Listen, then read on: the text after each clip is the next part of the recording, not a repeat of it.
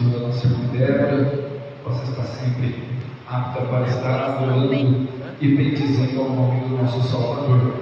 Queridos, eu tenho a grata satisfação de apresentar os nossos visitantes aqui nesta noite. Nos honra aqui com a sua presença, nosso irmão Gedilson e a sua família. Se coloquem de pé para que todos possam viver e contemplar a face de Cristo no rosto de vocês. Uma família muito bonita, seja muito bem-vinda a essa casa, sintam-se à vontade. Os irmãos estão felizes, alegres, assim como eu estou pela vida dessa família maravilhosa do nosso meio. Se é verdade, levanta a mão e diga comigo amém. Amém. Deus abençoe, sinta-se à vontade nesta casa. Glória a Deus. Queridos, abra sua Bíblia por gentileza. Evangelho escrito por Mateus, capítulo de número 12, onde foi feito a nossa leitura inicial, que de fato é a leitura oficial deste culto, pois, como eu sempre digo, leitura oficial é aquela que se prega, né? Não adianta eu vir aqui falar da leitura oficial, ler ela e não falar nada sobre ela, ela não é uma leitura oficial, e nesse caso é a leitura oficial, por conta que nós já estamos em um período dentro desse evangelho. Esse evangelho escrito por Mateus, ele é tão maravilhoso que desde o seu princípio ele tem revelado coisas maravilhosas do nosso Salvador. Desde o primeiro capítulo nós entendemos que Jesus de fato é o Cristo e que ele veio a essa terra para poder cumprir os desígnios ditos tanto pela lei quanto pelos profetas e tanto pelos escritos. Então, desde o primeiro capítulo, nós vimos Jesus nascendo, Jesus crescendo, Jesus desenvolvendo. Nós aprendemos que o ministério de Jesus se deu depois do seu batismo ali no Jordão, foi ao deserto. Lá no deserto, ele nos ensinou grandiosas lições de que nem só de pão viverá o homem, que o homem não está dado a autoridade de tentar o Senhor, e ao homem é dado a exclusividade de adorar unicamente o Deus Todo-Poderoso. Jesus, então, quando ele volta desse aprendizado também que ele teve por passar dentro do deserto, a Bíblia vai nos informar, a partir do capítulo de número 5, que ele sobe a uma montanha ou uma planície, ali nós aprendemos, e ele começa então a ensinar os seus discípulos, e uma grande multidão estava ali ouvindo, e ali Jesus impregnou o seu maior sermão, ou dito, o maior sermão da humanidade, que é o sermão da montanha. E ele começou então nas bem-aventuranças, ensinando que bem-aventurado é o misericordioso, bem-aventurado é o manso, bem-aventurado até é aqueles que são perseguidos por causa da palavra, por causa da obra do Senhor. E Jesus, dentro desse sermão, ele nos ensinou preciosíssimas lições. Ele nos ensinou que não é só olho por olho, mas a misericórdia tem que estar acima do nosso próprio juízo, que eu não tenho que amar somente aquele que me ama. Jesus disse: que galardão eu teria para eu obter galardão pelas minhas boas ações?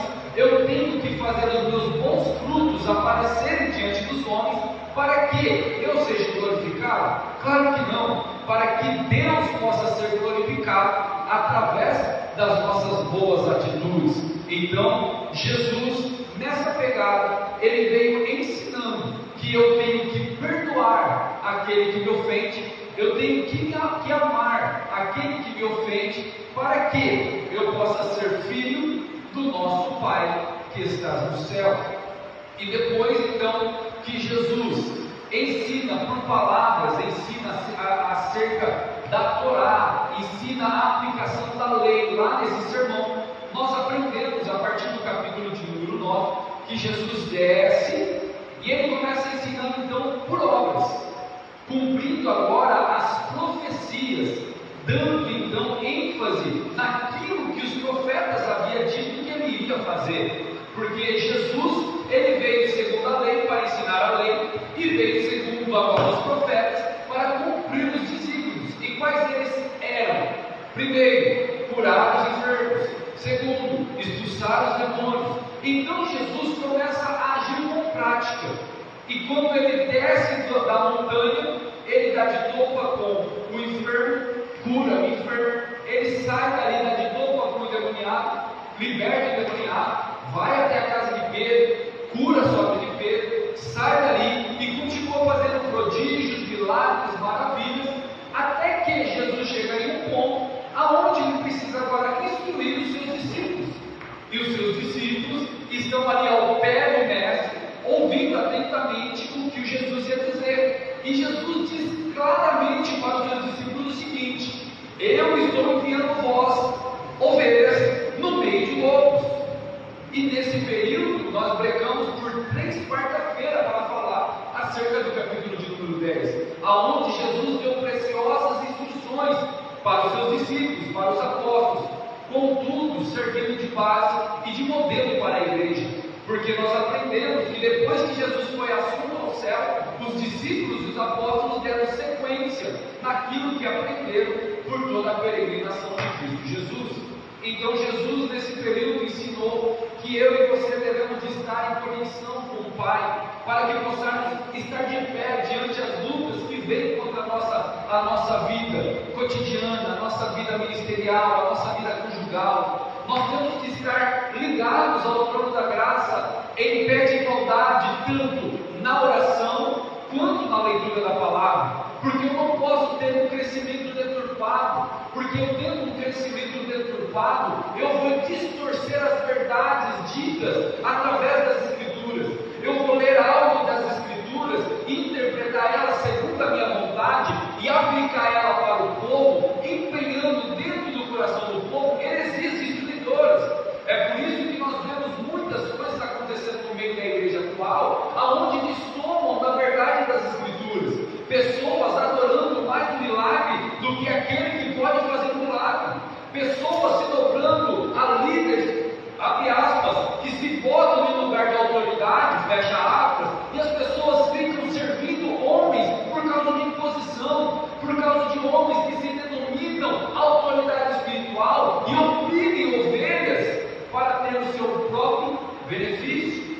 Em consequência, nós aprendemos o que significa verdadeiramente aquilo que Jesus disse lá em João: o diabo veio, não foi o diabo que veio, mas o ladrão veio para roubar, matar e destruir. E dentro desse contexto nós aprendemos que o diabo e o ladrão ali não é o diabo, mas que o ladrão ali de fato são os mercenários que oprimem a igreja, que oprimem os homens de bom coração. Para quê? Para sugar, para arrancar a lã, para colocar os fardos, para colocar os pesos desnecessários, para benefício próprio. E Jesus, todo momento ensinando isso para os seus discípulos, já sabendo que o próximo passo dele iria se levantar homens oprimindo o ministério de Jesus. Porque quando nós chegamos no capítulo de número 11, nós aprendemos que Jesus começou então a ser confrontado dentro do seu ministério, porque Jesus não estava falando contra o povo, mas Jesus estava falando contra o legalismo empenhado através do farisaísmo, através do saduceísmo, através da cúpula religiosa que oprimia o povo para poder tirar os benefícios para si próprio. Então Jesus começa a ensinar, não com os escribas e fariseus, mas começa a ensinar com aquele que tem a autoridade. E isso daí começou a destacar no ministério de Jesus. Jesus chegava nas sinagogas e começava a apresentar a lei, que ao olhar farisaico era ríspida, e ao olhar dos saduceus era mais enfadonha ainda. Aí Jesus começa a trazer a liberdade da lei, começa a mostrar que de fato a lei ela é tão boa e tão santa que o homem não pode cumpri-la, de tão pura que ela é. Contudo, Jesus agora vem e começa a aplicar a graça, e a graça ela vem trazendo uma liberdade na mente das pessoas que estavam cativas. Porque outra hora eu achava que ser idólatra era somente aquele que beijava o pé do santo. Hoje eu entendo, se eu amar o meu filho a mais do que a Deus, eu já estou idolatrando o meu filho. Antes, para eu ser um assassino, eu tinha que puxar uma arma e matar literalmente uma pessoa. Hoje, só de eu deixar a ira e a cólera dentro do meu eu já me torno um assassino. Então Jesus veio agora aplicando essa lei e mostrando que há oportunidade de liberdade na mente cativa. E isso não é graça. A graça, ao primeiro olhar, ela é mais branda. Só que quando você começa a andar segundo a graça, você vai ver que ela não te exige um pouco, ela te exige tudo. Um certo comentador, ele fala o seguinte: Jesus não exige nada daqueles que não o seguem, mas daqueles que o seguem, Jesus exige muito. E Jesus não exige uma parcela da sua vida, Jesus exige a sua vida, exige a sua mente, ao ponto de Paulo declarar o seguinte: não vivo mais eu, mas é Cristo que vive em mim. Hoje já não tenho mais a minha mente corruptível que eu tinha antes, mas hoje eu tenho a mente de Cristo. Por isso que a palavra conversão vem do termo metanoia, é mudança radical de pensamento. Aquilo que eu fazia, hoje eu já não faço mais. Aquilo que eu desejava, hoje eu já não desejo mais. Contudo, sejamos aqui menos puritanos, porque o puritano há um radicalismo também. Vamos entender que Jesus diz o seguinte: que a vereda do justo é que nem a luz da aurora, que sai da escuridão e vai caminhando até chegar meio-dia perfeito. A graça, ela veio de graça, mas ela custou um alto preço. Contudo, a liberdade que eu e você temos, depois de entendermos que Cristo fez por nós nos tornamos, por opção, servos de nosso Senhor e Salvador Jesus Cristo. E hoje nós adoramos Ele, não por aquilo que Ele pode nos dar, apesar de confiarmos naquilo que Ele pode fazer. Hoje nós servimos a Ele muito mais por aquilo que Ele fez. Nós estamos aqui não porque Jesus pode nos curar hoje, mas estamos aqui porque Ele já nos livrou. Porque antes eu e você não tínhamos nem nome, mas hoje nós temos nome, e é o nome do povo de Deus. Antes nós não tínhamos criação, mas hoje eu e você temos criação e somos chamados de filhos de Deus. Por isso que nós estamos aqui. Nós estamos aqui mediante a fé, porque veio através da graça, e pela graça sois salvos, não de obra, para que nenhum homem se glorie, mas vem de Deus, porque o trabalho foi dele. E esse tipo de mensagem que Jesus estava aplicando nesse exato momento, no capítulo de número 13, incomodou, no capítulo 11, incomodou demais. Aí Jesus foi lá e chacoalhou o milharal lá, foi lá e curou no sábado. Meu Deus, quando Jesus curou no sábado, foi lá e pegou na veia do religiosismo que existia lá. Porque semana passada nós aprendemos sobre as 39 leis farisaicas que foram aplicadas por conta do sábado. Aí Jesus veio ensinando: o sábado não foi feito por causa o homem não foi feito por causa do sábado, mas o sábado foi feito por causa do homem. E eu aprendi aqui com a minha nora semana passada que o sábado ele envolve toda a família. Tudo que envolve a família, o convívio, a comunhão entre a família, de alegria, é permitido no sábado. O que nós não podemos fazer é profanar o sábado por causa do lucro, por causa da ganância, por causa do bem-estar interesseiro. E nesse sentido, Jesus veio aplicar isso.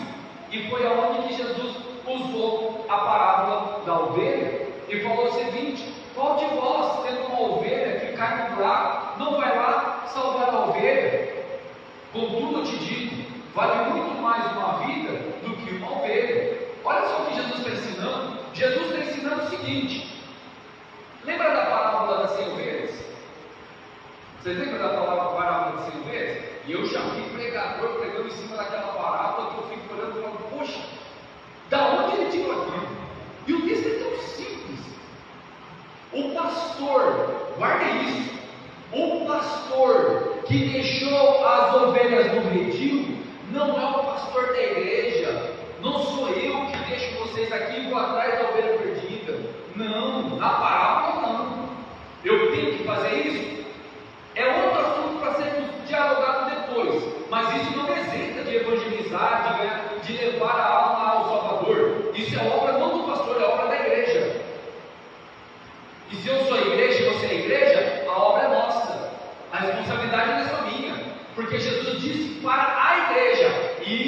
pregar o Evangelho, levar a salvação, batizar em nome do Pai, do Filho e do Espírito Santo. Jesus não falou para pastor, não falou para homem, Jesus falou, vai e faça. Então a responsabilidade que eu tenho em falar do Evangelho é a mesma que você tem. Então não é só minha, é nossa, tá bom? A parábola das 100 ovelhas, quem é o sumo pastor? Jesus. Quem Jesus deixou lá no redil salvo?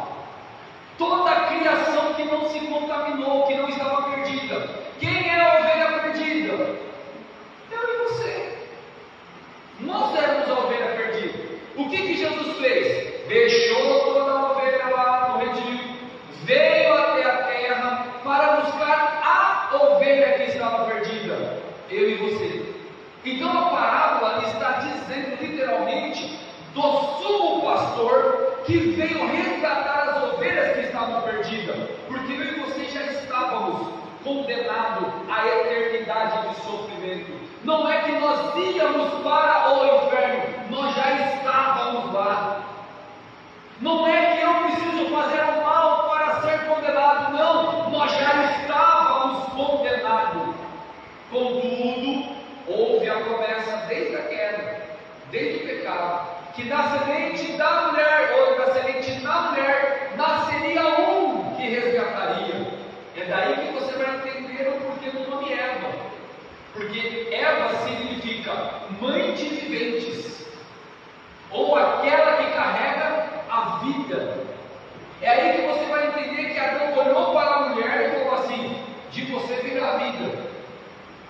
E aí que você vai compreender agora o texto que nós lemos. Porque o povo começou a clamar a Jesus como o quê? Filho de Davi. Por que o povo começou a clamar Jesus como filho de Davi? Lembra que Jesus tinha curado, agora no capítulo de número 12, Jesus tinha curado um leproso, tinha curado um pouco antes, ele tinha curado um aleijado, ele deu o ensinamento acerca da ovelha. Aí Jesus falou o seguinte, que os da casa dele não ia crer, mas a voz dele, ou os frutos dele, ia ecoar para os gentios, e nós que somos gentios, que não somos judeus, ouvimos essa palavra, e hoje nós somos um monte que fumega, que é lá que está no verso de número 21, capítulo de número 12, e isso daí não se apagará, o verso de número 20, que vai falar que o borrão ele fumega, nós somos esse povo que fumega. Por quê? Cremos nessa palavra, entendemos que a palavra, que a obra de Cristo, os frutos de Cristo, perdura até hoje, e quando nós chegamos no versículo de número 22, os judeus ainda começaram a continuar a inflamar o povo contra Cristo. Só que quando levaram esse camarada a Cristo, Cristo foi lá e curou ele. E em vez do povo começar a injuriar-se contra Cristo, começaram a clamar Cristo como filho de Davi. Aí, meus irmãos, a mamãe estrala mais um pouco. Porque aí os fariseus levantaram assim: como assim esse daí é o filho de Davi? Esse daí é o filho do carpinteiro. Como ele é o filho de Davi? Irmãos, hoje não parece ser tão claro para nós. Mas se você voltar na tradição e ver como isso era importante e até hoje é importante para os judeus, você vai saber que Jesus estava atacando fogo em uma mata seca. E é exatamente isso que Jesus queria que fizesse. Jesus estava querendo literalmente trazer um rebuliço no meio dos seus. E quando eles começaram a clamar Jesus como filho de Davi, porque lá em Samuel tem uma profecia que fala que da descendência de Davi viria o Messias, e ele se estabeleceria um templo eterno. E o templo que existia já não era eterno, porque ele já tinha sido derribado, e esse não era o primeiro templo. Então ele já compreendia que aquele que iria levantar o templo era o Messias. Só que a Torá, que é os 5 primeiros livros da lei, não fala de um Messias que ia ser sofredor. Fala de um Messias que viria com uma espada na mão para dominar o império. Contudo, os profetas e os escritos, que nem Isaías, Samuel, livro dos reis, os profetas menores, Malaquias, Obadias, Oséias, Joel, vai falar de que viria o Messias que iria transformar, primeiramente, o ser humano, que ia trazer uma conversão interna. E esses daqui começaram a aclamar Jesus como filho de Davi, apontando para Jesus como o Messias. Isso daí então começou a ter um rebuliço aí. É aonde que nós chegamos, aqui no versículo de número 24. Porque os fariseus, levantando-se, começaram a acusar Jesus de que Jesus expulsava demônios por Beelzebub, que é o príncipe dos demônios. Aí Jesus vai dar uma lição, ensinando que um reino dividido não prospera. Aonde há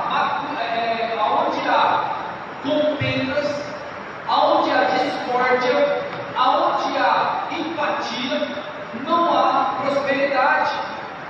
E irmãos, Jesus está ensinando naquele momento, e nós podemos fazer a aplicação para nós nesses últimos dias. Você pode ver que dentro de uma família, aonde há discórdia, não há prosperidade.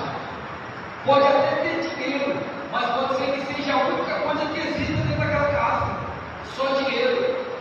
Porque, como eu já falei para vocês, prosperidade não se enquadra unicamente em bens aquisitivos, em dinheiro. Prosperidade vai muito além disso. Prosperidade está enquadrado em ter paz em meio à guerra. Prosperidade está enquadrado em eu ter harmonia no meio dos escombros. Prosperidade está ligado em ter comunhão para com os meus filhos, com o meu marido, com a minha esposa, com o meu pastor, com o meu líder, com o meu irmão dentro da congregação, com os meus irmãos dentro da sede, com os meus irmãos dentro do campo, com os meus amigos dentro do trabalho, com os meus amigos dentro do convívio na cidade. Porque tem pessoas no nosso meio que não tem comunhão com ninguém, que não existe paz no meio dele, e a única astúcia que existe dentro dele é achar culpados, é colocar a culpa em fulano de tal, é colocar a culpa no pastor, é colocar a culpa no meu chefe, é colocar a culpa no meu marido, é colocar a culpa na minha esposa, é colocar a culpa no meu filho, é eu colocar a culpa no prefeito, é eu colocar a culpa em todo mundo, menos reconhecer que a culpa está nele. Irmãos, isso daí mostra uma afinidade com a corrupção, porque Jesus está nos ensinando o seguinte: vamos parar de tentar achar culpados, vamos aceitar a nossa realidade e tentar mudar ela segundo os desígnios de Cristo, segundo as orientações que Cristo está ensinando. Jesus está deixando muito bem claro aqui: se eu expulso o demônio pelos demônios, então tem divisão, porque eles se levantarão contra mim no dia do juízo.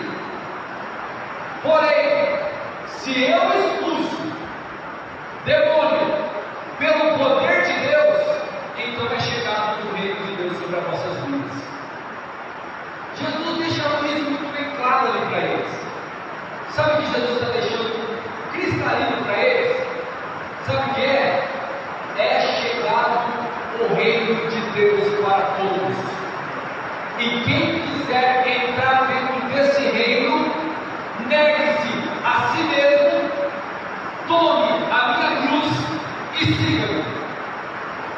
Porque se eu não negar a minha vaidade, a minha prepotência, o meu achismo, se eu continuar tentando achar culpados, eu não posso seguir a Jesus Cristo, porque eu não me enquadro dentro desse reino, eu não me enquadro dentro da verdade.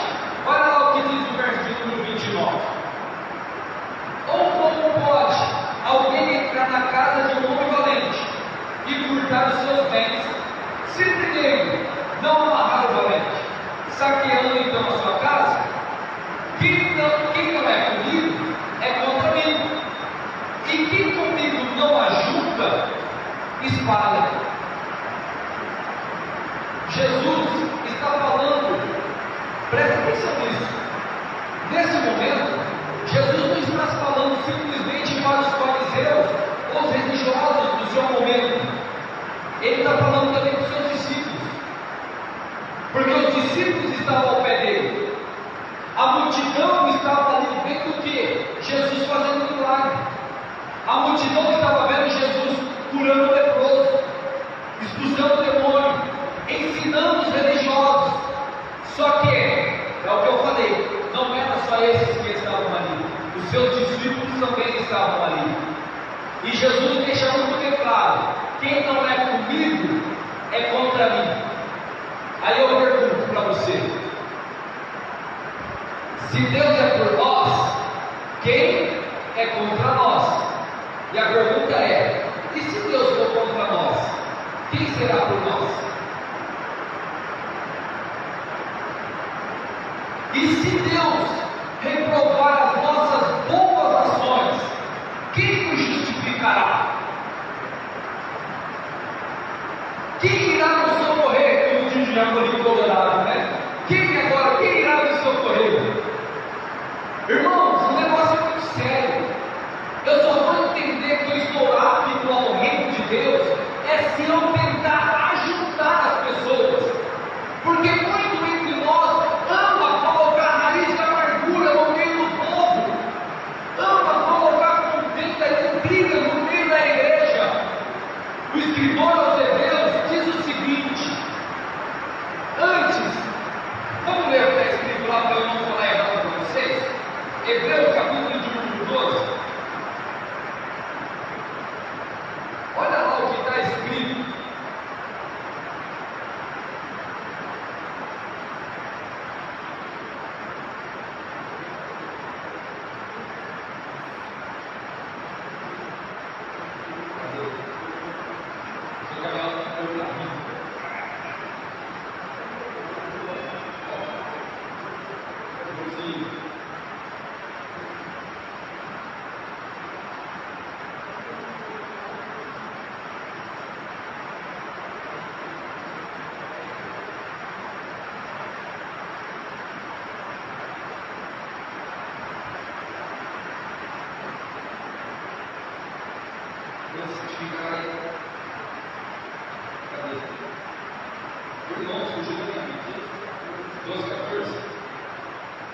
Segue a paz com todos e a santificação, sem a qual ninguém verá o Senhor. Obrigado, professor. Tendo cuidado, olha o verso 15. Tendo cuidado, que ninguém se prive da graça de Deus, e de alguma raiz de amargura brotando vos perturbe, e por ela muitos se contaminem. Olha isso que o escritor está falando. Existem pessoas plantando raiz de amargura, e muitas pessoas estão se contaminando por palavras que, a maioria das vezes, são mentirosas, são murmuradores. Sabe aquele telefone sem fio? Eu disse que me disseram que falaram aquilo de você. Eu estou triste com o pastor Valdinei, porque ele foi lá e falou mal do pastor Leandro. Só que eu não conheço o que ele falou, e eu estou na dor do pastor Leandro sem saber da verdade do pastor Valdinei. Aí como eu sou amigo do pastor Leandro, eu chego lá no Arthur e começo a falar para o Arthur que eu estou triste com o pastor Valdinei porque ele fechou com o pastor Leandro sem eu saber daquilo que está acontecendo. O que eu fiz aqui? Coloquei uma raiz de amargura no coração do Arthur. O Arthur, sendo meu amigo e sendo amigo do Leandro, ele vai chegar lá no Marcelo e vai falar outra versão. O que ele fez com o Marcelo? Contaminou o coração do Marcelo. O Marcelo vai sair dali e vai falar para outro, e vai virando uma raiz de amargura. E qual é a consequência disso? Se privam da graça de Deus. Quantos que estão mortos no nosso meio com o nome de que vive, porque estão contaminados. Agora, voltando aqui para o capítulo de número 12, se eu e você somos verdadeiramente discípulos de Cristo Jesus, nós cortaremos raiz de amargura. Se chegar uma fofoquinha do pastor Valdinei, vinda pelo Leandro para a minha vida, eu que sou o homem de Deus, tenho que fazer o quê? Cortar a raiz de amargura, não deixar essa erva daninha se alastrar, para que muitos não venham se contaminar e se privar da graça de Deus. É o que Jesus está falando. Aquele que é contra mim, olha lá, quem não é comigo é contra mim, e quem comigo não ajuda, espalha. Que eu e você venhamos aprender dessa palavra, que eu e você venhamos ser verdadeiramente discípulos de Cristo Jesus. Lembra o que é fazer verdadeiramente a obra de Deus? Fazer a obra de Deus, repito sempre isso, fazer a obra de Deus não é eu levantar templos suntuosos, apesar de fazer parte. Fazer a obra de Deus não é eu ser simplesmente dirigente do círculo de oração. Fazer a obra de Deus não é eu ser simplesmente líder dos jovens. Fazer a obra de Deus não é eu pegar o microfone e louvar a Deus. Fazer a obra de Deus não é eu pegar a Bíblia e lê-la. Fazer a obra de Deus não está ligada intimamente somente a essas coisas. Fazer a obra de Deus não é eu trabalhar incansavelmente para uma obra predial ou para qualquer coisa outra. Não, fazer a obra de Deus não está ligada intimamente a isso. Mas fazer a obra de Deus está intimamente ligada em desfazer a obra do diabo. E o que é desfazer a obra do diabo? Irmãos, desfazer a obra do diabo é aonde há trevas, eu chego com a luz.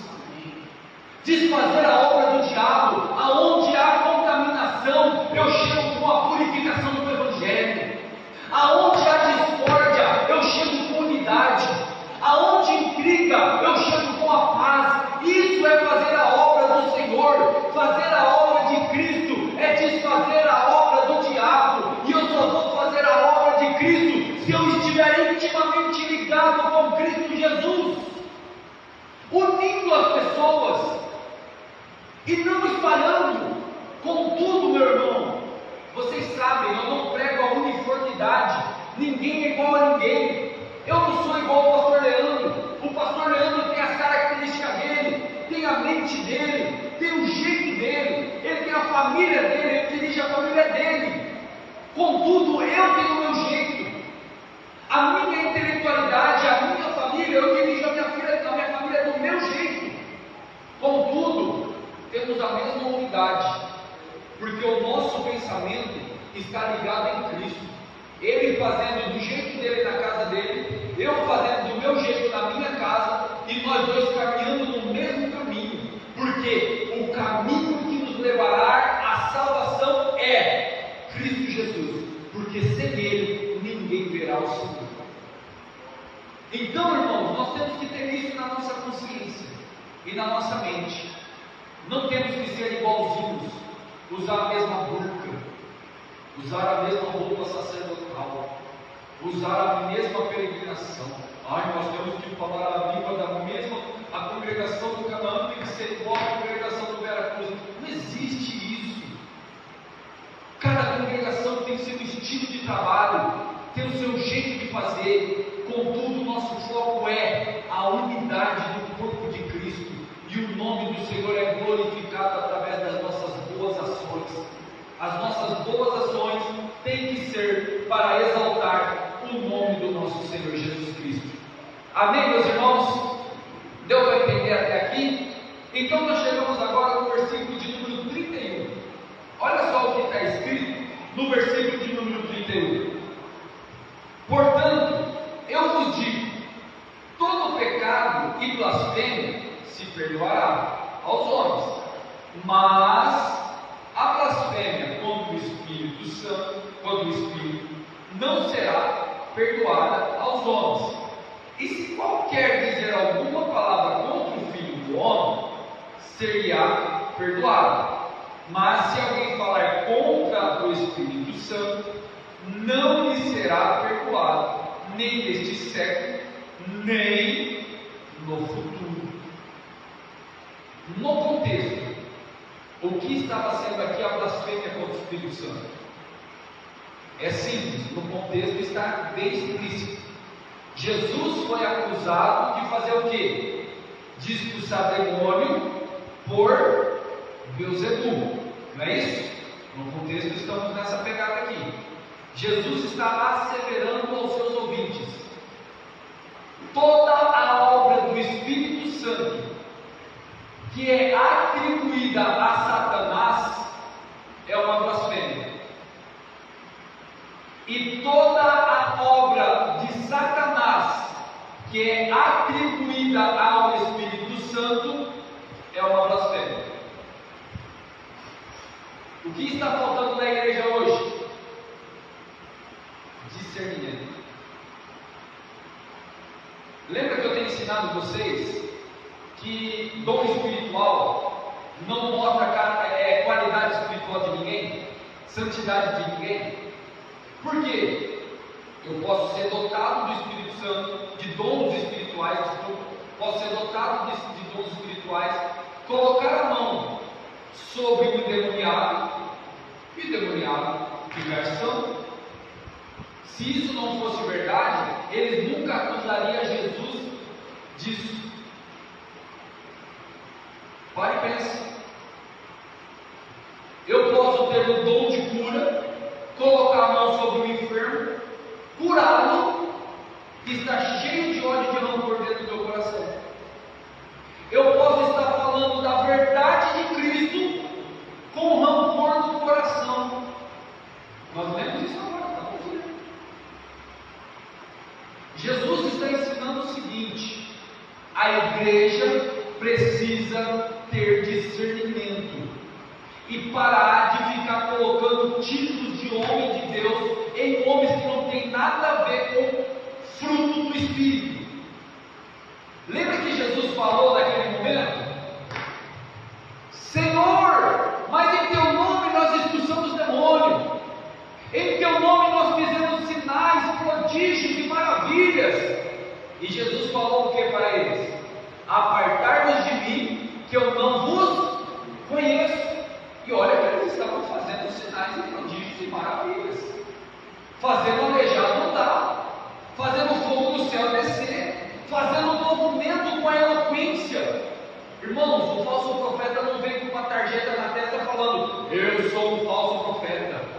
Ele vem com a Bíblia na mão, cantando os hinos do crente, falando lisonjosamente no ouvido do crente, agradando os ouvidos do crente.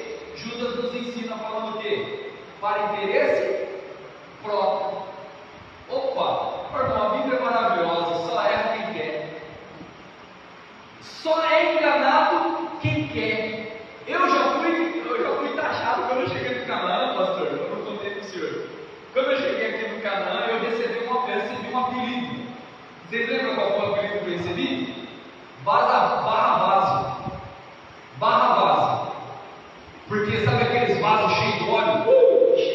Que pé! Aí quando eu cheguei aqui, eu falei assim: ó, chega, não tem mais isso. Eu prego agora até eu entender quem é a igreja. Vamos aprender o que é Bíblia primeiro, depois a gente vê o que acontece. Daqui, ninguém prega mais, somente eu. E se não tiver com quem também, tem mais 5 congregações que cabe todo mundo. E aí começamos a ensinar a palavra do Senhor. E graças a Deus, a igreja multiplicou.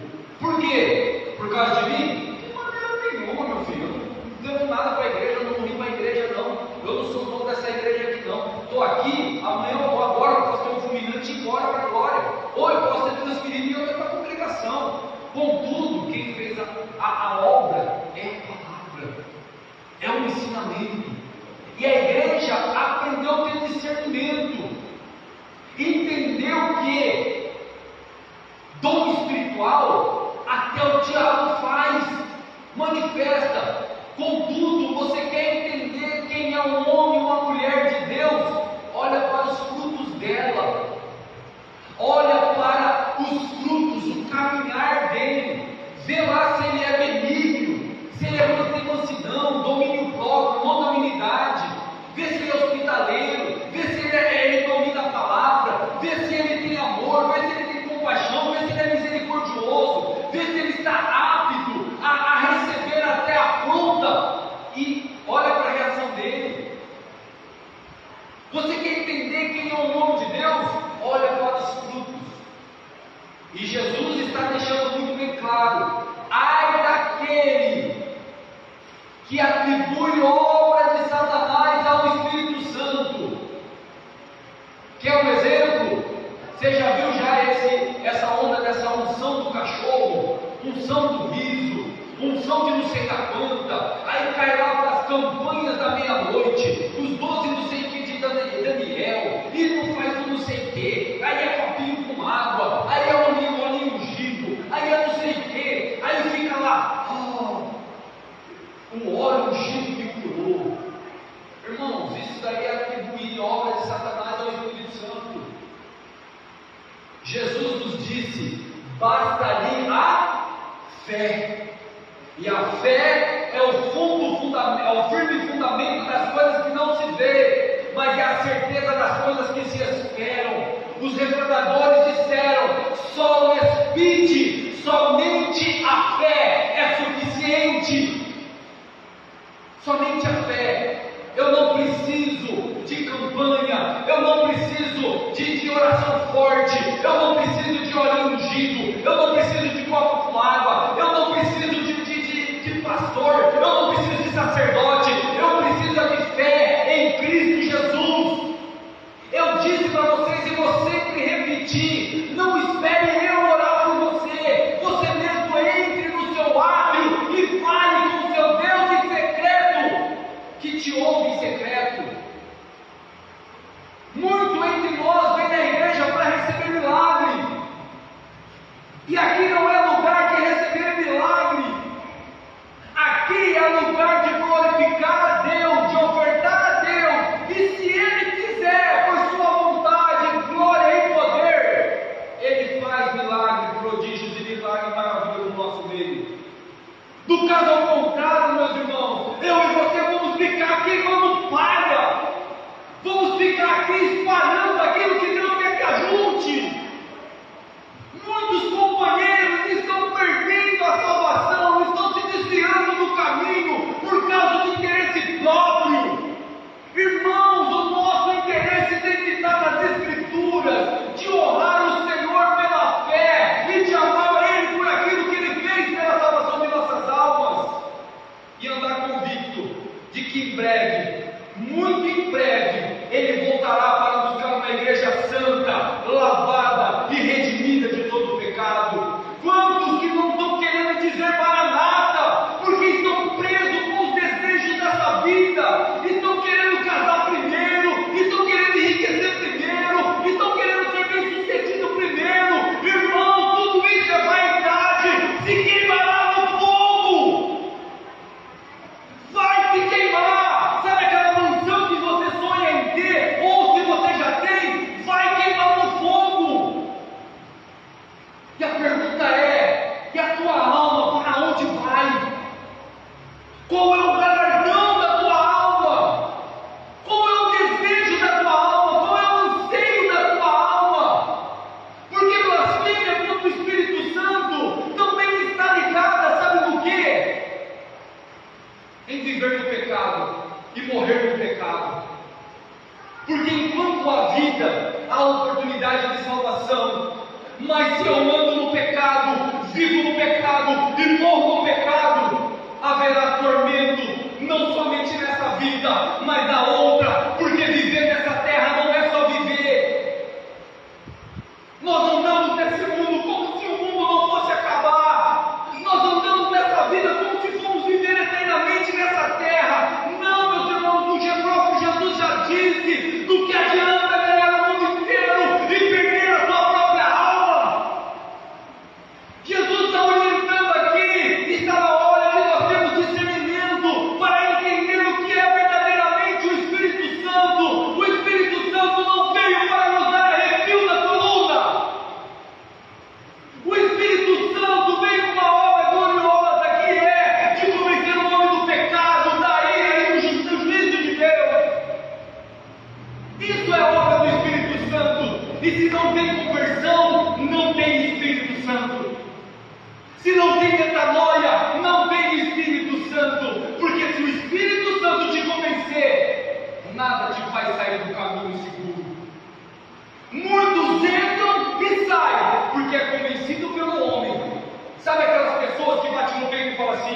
eu sou um ganhador de alma, eu tenho que ganhar alma para Cristo. Irmãos, eu não tenho que ganhar alma para ninguém, eu não sou o Espírito Santo para convencer, eu sou um cooperador com Ele, eu anuncio o Evangelho, e é o Evangelho que quebra o coração mais duro, e é o Espírito Santo que convence o homem do seu pecado, se Ele quiser.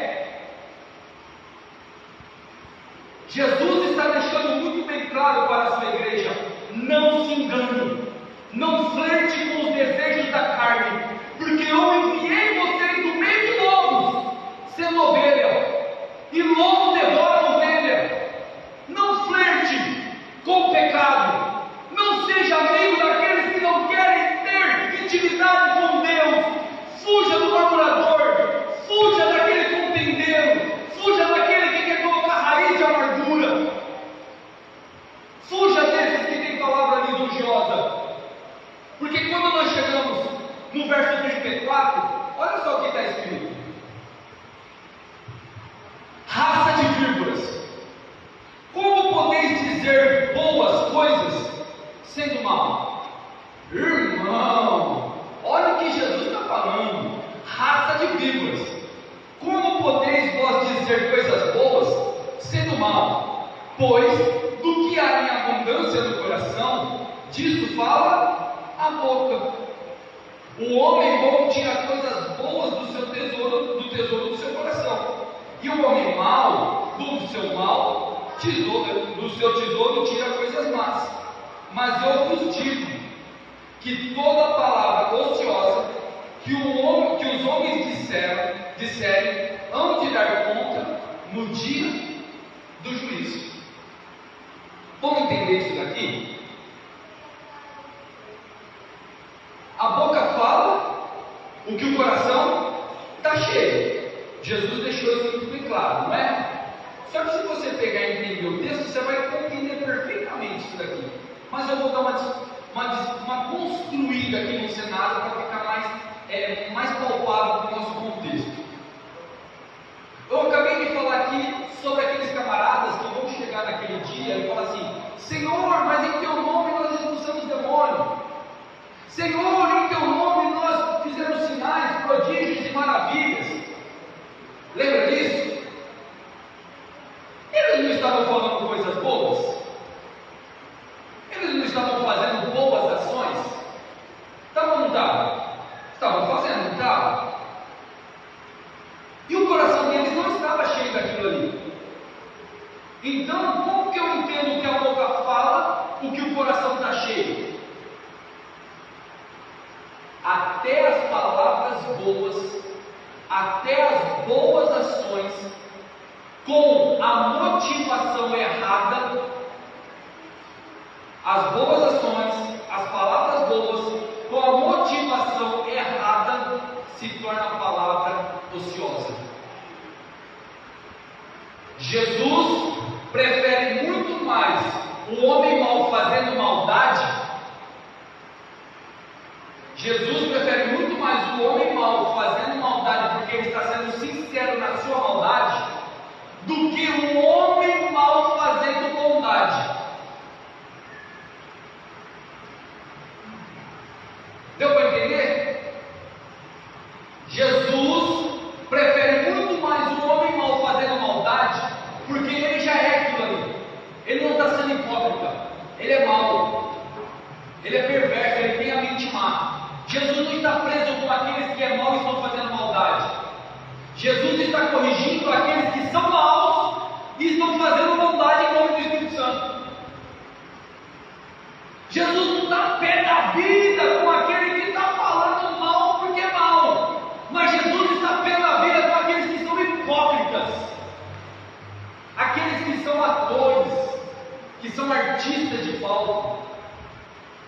Jesus nos ensina uma coisa: se você é bom, então faça bondade. Se você é mau, então faça maldade. Pastor, mas é tão duro assim? Claro que é. Olha lá em Apocalipse, lá no finalzinho, lá no capítulo 21, Jesus fala o quê? Aquele que é limpo, limpe-se ainda. Aquele que é sujo, surge-se ainda. Jesus não falou para a igreja de Laodiceia: ou você é quente, ou você é frio. Se você continuar sendo morno, eu estou a ponto de vomitar-te da minha boca. Aquele que está pendurado no meio do muro, entenda, é condenação. Ou nós somos, ou não somos. Por que eu fiz essa construção um pouquinho aqui? Para nós não fazermos um anacronismo. No contexto aqui, a era e o tempo era totalmente diferente de nós. Mas contudo, o Espírito e o Satanás é o mesmo. A artimanha muda, a configuração muda, mas a astúcia é a mesma. Jesus fala que nós não temos que lutar contra a carne e o sangue, mas sim contra as hostes, potestades, principados, príncipes nos lugares celestiais. O que é cilada? Cilada é lugar preparado para pegar a presa. E Satanás é ardiloso, Satanás é astuto, ele não brinca em serviço. Então ele colocou no coração da nossa geração, olha só o que Satanás colocou no nosso coração, de que viver, de que ser cristão é ter simplesmente uma vida boa, que o crente não pode passar por aflição, porque se ele estiver enfermo, ele está em pecado. Se ele não conseguiu pagar a conta dele, porque ele está em pecado. Se ele foi mandado embora do trabalho dele, é porque ele está em pecado. Ah, irmão, vai catar pipoca, vai. Pelo amor de Deus, aonde isso tem base nas Escrituras? Então quer dizer que Jó estava desviado? E olha que o próprio Deus é testemunho dele, o homem reto, íntegro, que se desviava do mal. Se Jó, olha isso, se Jó era homem reto, íntegro, e se desviava do mal, agora imagine nós, que pecamos, somos negligentes, falamos aquilo que não sabemos, ouvimos e damos embora para quem não merece, que muitas das vezes não desviamos do mal, porque às vezes nós fazemos o mal porque queremos fazer, porque hoje é literalmente diferente do passado. Antes, na lei, eles estavam presos pela lei, e lembra que eu falei aqui? Se eu olhasse antigamente para a mulher do meu próximo e a desejasse, mas eu não a consumisse, não tinha pecado. Por quê? Não houve consumação. Na lei era assim. Na lei, se eu desejasse matar uma pessoa e não o matasse, não tinha pecado, porque eu não consumi o ato. Se na lei eu me curvasse ao pé do santo e não beijasse o pé do santo, eu não profanei o templo, porque eu não consumi. Agora, na graça, Jesus ele vem e liberta o homem dessa escravidão, porque antes eu estava preso em não cometer. Agora Jesus fala o quê? Se você desejar a mulher do próximo, em teu coração cometeu adultério. Se em teu coração mirar contra o teu irmão, em teu coração cometeu o assassinato. Se em teu coração fingires adorar outro Deus, em teu coração já adorou. Então Jesus agora quebrou as correntes que nos aprisionavam e falou o quê? Pela graça sois salvos. Metanoia, fuja da aparência do mal. Então o que eu entendo com isso? Que eu peco porque quero, não porque estou escravo do pecado, porque eu estou livre do pecado. Antes de eu cometer, eu me arrependo e me torno a Deus, para que, se por amor dele e misericórdia dele, eu possa alcançar a aclamação e perdão do meu pecado. Eu não preciso consumar para pecar. Contudo, antes de eu consumar, eu posso me arrepender e voltar para o caminho seguro. Isso é graça. Isso é liberdade.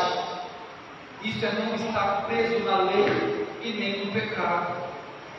Jesus está falando aqui agora: se o seu coração é bom, então faça a bondade, porque aquele que sabe fazer o bem e não faz, peca. Logo eu entendo que o avesso do bom não é o mal, o avesso do bem é a ausência dele.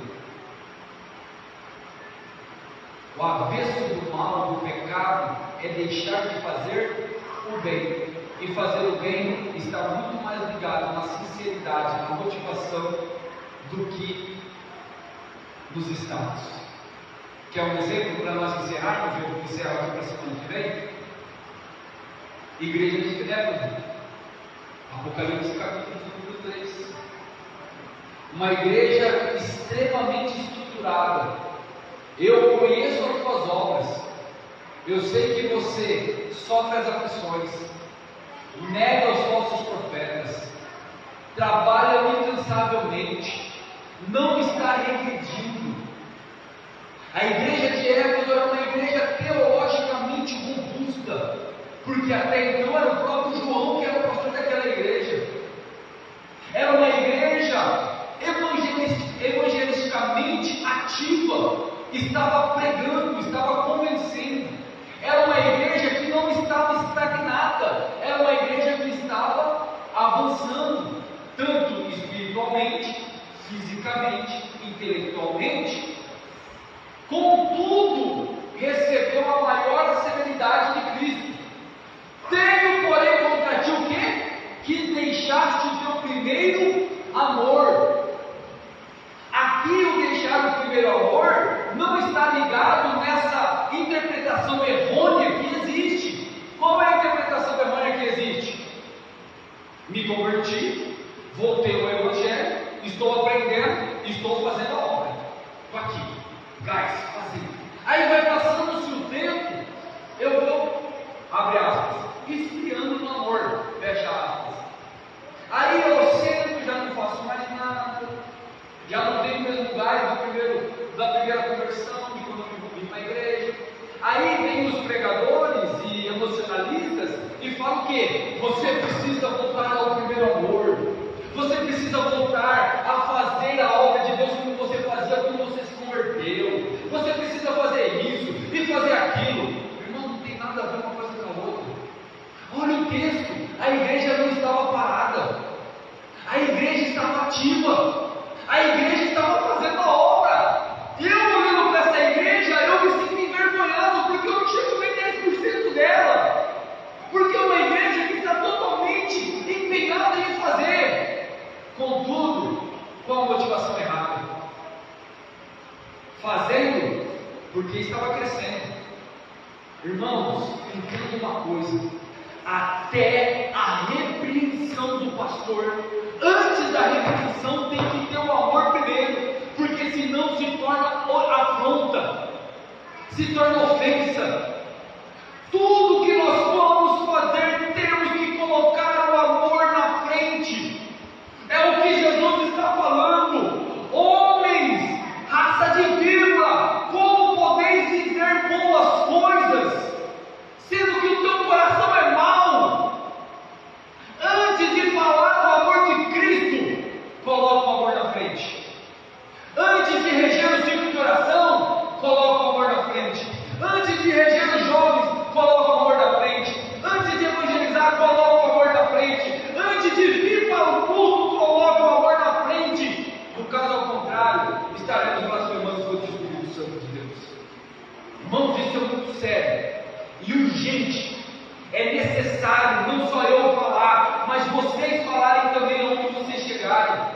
Aonde estiver distorção do Evangelho, vocês como arauto do Evangelho levante e fala: não, tornemos-nos a fé, tornemos-nos ao primeiro amor, tornemos-nos aos primeiros rudimentos da salvação, porque a salvação não vem pelas boas obras, mas as boas obras são consequência da salvação, e o amor ao próximo se torna algo prazeroso em fazer. Na virada desse ano, lá na sede eu falei, chegamos em um momento da nossa igreja em que precisamos anunciar à igreja que haverá culto no domingo. que haverá santa ceia. Chegou o momento da nossa contextualidade, que nós precisamos ficar empolgando o crente para vir na igreja. Irmãos, entenda uma coisa: se a palavra do Senhor não empolgar o crente de vir para a igreja, não existe nada que empolgará, será tudo momentâneo, passará. É por isso que existe pastor inventando coisa, inventando isso, inventando aquilo, porque não confia no Evangelho de Cristo. Se eu sou o nome de Deus e confio no Evangelho de Cristo, quem tem ouvidos, ouça o que a palavra diz aos vossos corações. Eu sou simplesmente um porta-voz. Eu empresto meus ouvidos ao céu, os meus olhos às Escrituras e minha boca ao povo. E quem convence vocês de qualquer coisa é o Espírito Santo de Deus. E quem é glorificado? O nosso Deus. Porque o reino é chegado a nós. E bendito é o nome do nosso Salvador. Amém, meus irmãos? Que o Deus do céu possa continuar abençoando a vida de cada um de vocês. Muito obrigado por essa hombridade, por esse carinho, por essa vontade de ouvir a palavra do Senhor. Aos nossos irmãos que acompanham as lives também, tem boas notícias que muitos irmãos estão acompanhando. Alguns que estão enfermos não estão conseguindo vir, então está acompanhando, e por esse motivo nós vamos continuar com as lives. Que o Deus do céu possa enriquecer e prosperar nesse ano todos vocês em nome de Jesus. Amanhã, escola com os nossos jovens de oração.